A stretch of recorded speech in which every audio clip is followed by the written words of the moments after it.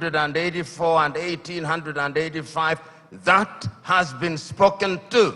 And we have been told so very correctly how that continues to bedevil the continent of Africa and to undermine our attempts at unity.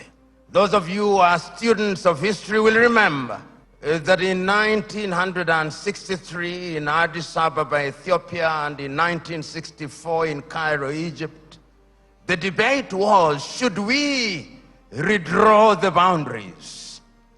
It was agreed by the founding fathers then that that would be an exercise in fueling conflict, and that if we were moving towards unity, then redrawing boundaries was unnecessary. The OAU was, of course, founded in 1963, a weak organization which, as it were, introduced the concept of inviolability of boundaries and placed emphasis on sovereignty.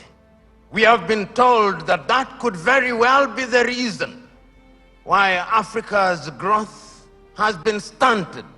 There are those, and the SMO has told us so very effectively, that upon consultation with the gods, he has been told very useful things, and the gods are right in the revelation that they have made.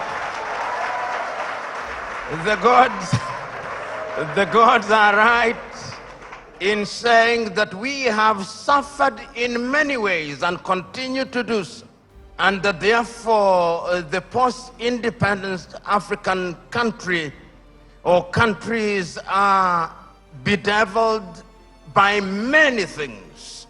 That could be a reason.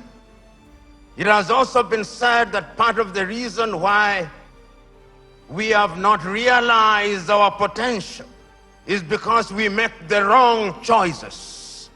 And that could very well be true.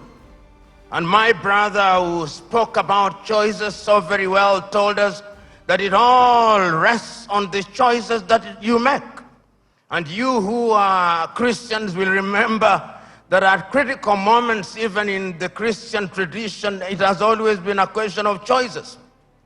If you read the book of 1 Kings at chapter 18, when there is conflict in that little place called Israel, Elijah summons them and says, choose you now. If Baal is God, bring the 450 disciples of Baal and the 400 of Asherah who dine with Jezebel. And if God is God, let him be worshipped. If Baal is Baal, let him be worshipped. Perhaps that is the reason why we are where we are. We never make the right choices. We choose Baal when we should be choosing God. There are those who have said possibly, and you see this choice if you read the book of Joshua chapter 24, when he calls the Israelites and tells them, choose you now. Do you want to worship the gods whom your ancestors worshipped before they crossed the river, or the gods of the Amorites in whose land you dwell? As for me and my house, we shall serve the Lord. Perhaps we are not serving the gods, and that the gods are angry. And in the anger, they continue to visit pain upon us. So there is a sense in which all and many things have been talked about.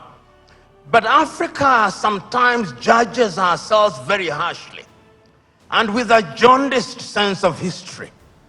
The post-colonial African state, the oldest post-colonial African state is Ghana, 66 years only. Nigeria, 63 years only. And we often forget these very important and immortal words of John Henry Clark when he said that all African countries, upon regaining independence, started to conduct their affairs on the basis of systems of governments that were borrowed from Europe, and that none of them will ever succeed on the basis of borrowed systems. And as if he were a Jewish prophet, he is being proven right on a daily basis. Because whenever we in the African countries think that we have identified the problem and that we have identified the antidote, when we apply the antidote, new wounds appear. That has been the state of Africa. And that continues to be her state. And therefore, when we judge Africa, we must ask ourselves, from whose lens are we judging Africa? When in 1965, the Osagyefo Kwame Nkrumah wrote the book Neocolonialism, the last stage of imperialism and the most dangerous, he was right, and he was overthrown for it, because the colonizer left but never left. And if you have any doubt, see what is happening in Niger, in Guinea, in Burkina Faso, in Mali. They are alive and well. And Africa remains the only continent in the world that is still referred to as Francophone, Anglophone, Lusophone, and now we are beginning to even call it Russophone and Sinophone and Indophone. There is a sense in which we must never forget this, so that when we are judging Africa, we ought to judge her on the basis and upon the realization that the headwinds that stand on her path are numerous, and that there is no shortage of fifth columnists within our ranks. The SMO spoke, and if the SMO were to speak a little longer, he would have reminded you of what Chinua Achebe said in Things Fall Apart, that they came and put the things that held us together, and we can no longer reason as one. And he said, we may have sent the white man away, but what about our brothers whose minds they have infected and infested? And there is no shortage of them. So Africa can and will arise. And if you look at the continent of Africa, she has always been conscious of the need to do right things. And if you look at the continent since 1963, and I can remember this so very vividly, I can remember Kwame Nkrumah in 1957 on the 6th of March saying, the freedom of Ghana means nothing if the rest of Africa is not free. He says the same thing in 1958. He repeats the same thing in 1960 in Casablanca, Morocco. He repeats it again on 25th of May, 1963 in Addis Ababa, Ethiopia, where he tells the 32 heads of states gathered there, we must live here with one army. We must live here with one currency.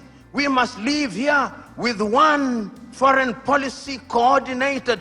And I even suggest that we can have a capital, and I suggest Bangui in Central African Republic because it is the most central. But we listen to him not. After that, of course, we have had our gains. Under the aegis of the OAU, Africa was able to eliminate apartheid South Africa. Under the aegis of the OAU, Africa was able to chase away the Portuguese in Cabo Verde, in Angola, in Mozambique, in Guinea-Bissau. Under the aegis of the OAU, Africa was able to chase away the apartheid regime in what is now Namibia and the Ian Smith regime in what is now Zimbabwe. Let us not judge ourselves too harshly.